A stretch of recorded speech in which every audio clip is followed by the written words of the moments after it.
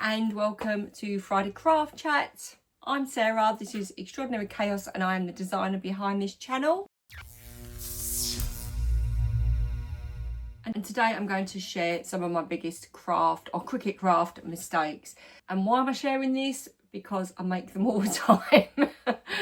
And I just think it's really important to share mistakes. I've said this in other videos, you know, if you're looking for the perfect crafter that never makes mistakes, then you are following the wrong person. I tend to leave my mistakes in my videos because who wants perfect? And it's great to see when you're creating something, it's okay to make a mistake and it's okay to get something wrong. I thought I'd share some of the mistakes that I've made in Cricut Design Space or using my Cricut that A, not to get stressed about, and B, that are really easily rectifiable. So number one is blade settings and mistakes. And I see this all the time in groups where people share something and it hasn't cut right. They're really stressed about things tearing and vinyl tearing and things not cutting properly. In my experience, a lot of these problems are all to do with the mat. And I know that there's a lot of discussion about blades. I think the thing with a blade is always check it's clean. I've got a friend that changes her blade all the time. I'm really bad for it. I change mine once a year and I cut all the time with mine. I mean,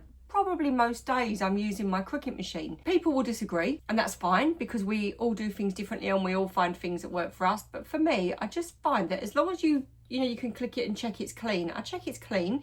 I don't do the foil thing. Occasionally I have. I don't know if that works or not. Some say it does, some say it doesn't. And if I'm really thinking this blade isn't working, I will swap it. For me, it's about the mat. If you've got a really super sticky mat and you use a brayer, then things just cut naturally better. I think another thing is things not cutting deep enough. If you follow me when I cut projects, apart from stickers that I cut on a less pressure, I cut everything on more. If I'm cutting cardstock, I will cut it on more because I don't care if it scratches my mat a bit, but what I want is it to go right through the card. And I have very little problem with tearing. And I find that's because I'm cutting on more. Cutting on vinyl is different. I'd say that you've got to keep your pressure even and get your setting right for the material. And it makes a big difference if you're cutting with, say, glitter vinyl to normal vinyl. And there's so many different types of vinyl now. I find that getting your pressure even, not cutting through the backing. And sometimes with vinyl, I would say it's really good to do a test cut. Do a little corner, do a flower or something that you've got to do some loop and do a test cut and check that it doesn't go through the back of the vinyl and that it cuts through the vinyl because that's what you want. Mat mistakes, for me, green mat all day long. And it might just,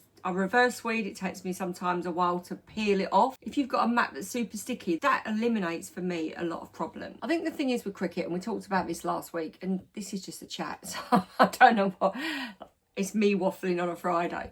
But the thing with Cricut is that there is a lot of room for error. Things that I don't like personally about Design Space is that at the moment it's flashing up and showing you that sidebar. It's on supercell mode. No matter what you upload, it's showing you that it's got a version of it, and hurrah, well done. But I want to use my own file, so I don't need to keep seeing that, and I'd like to opt out. Things for me that are frustrating about Cricut Design Space are when it freezes, and every now and again, and at the moment, touch wood, I'm on a run where it's playing nice, but every now and again it will freeze. And what this, I think for me, is for bigger projects. When you're designing something that's quite big or multi-layered and you're working on a project for any amount of time, then sometimes it freezes. And if it freezes, you lose everything. What I do is I screenshot everything. So in Design Space, I'll pop this video in the corner so you can see. In the top left-hand corner, if you click on the corner, you can get rid of the squares. I never work with the squares unless I need to pull them in to do a guide, and I screenshot. So once I've finished something, I make it black and I screenshot it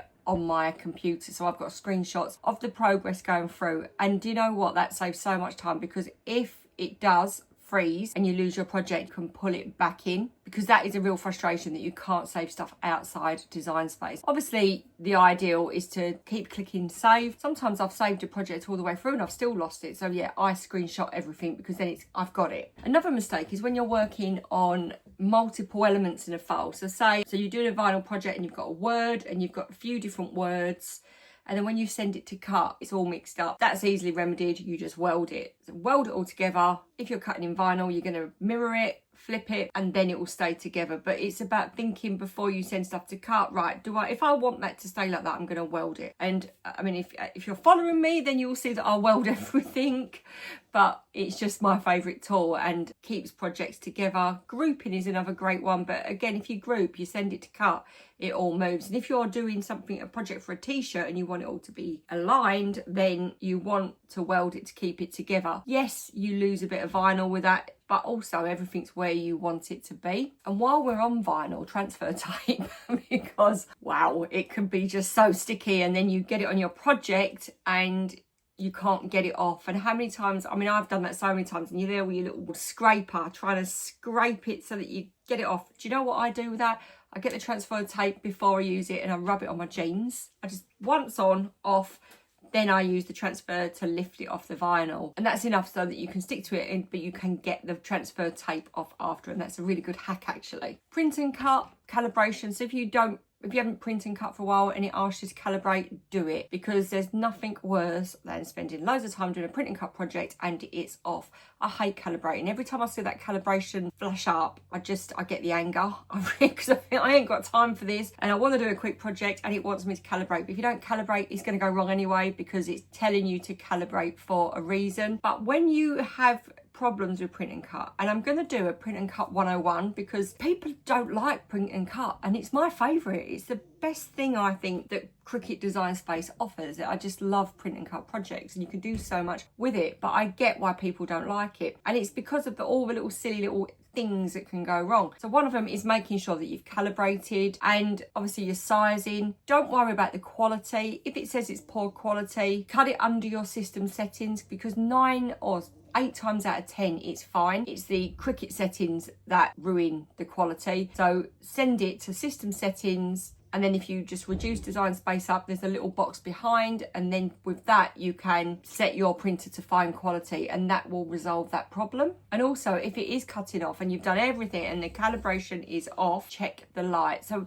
I've got a roof light in this room, which is why the light keeps changing depending on where the sun is. So I have to keep shutting the blinds, moving stuff, but that also affects my Cricut machine. So I have to, if the sun is coming in at a certain angle and shining on my machine, it will knock my calibration off. It will also, from the spotlights on my ceiling, I can't have them pointing at the machine. If there's a light facing your Cricut, it affects the sensors. So look around you and think, right, is it the sunlight? Do I need to put a blind down? All my spotlights are pointing away. They all affect the offset and can knock it off, and sometimes it can knock it quite a bit. It doesn't like bright lights. It's a bit like a gremlin. So obviously we've looked at it crashing, but another thing is forgetting to save designs. I'm just in a mindset now where I've lost so many projects that I save all the time. It's one of the only programs I know that doesn't do an autosave. It's if you lose it, you lose it, and it's like, yeah, tough. Make sure that you save stuff and screenshot stuff all of the time. And mindset, if you make a mistake, you make a mistake. So what? It doesn't matter. We can make mistakes of it. We do make mistakes of it, and sometimes it lets us down as well.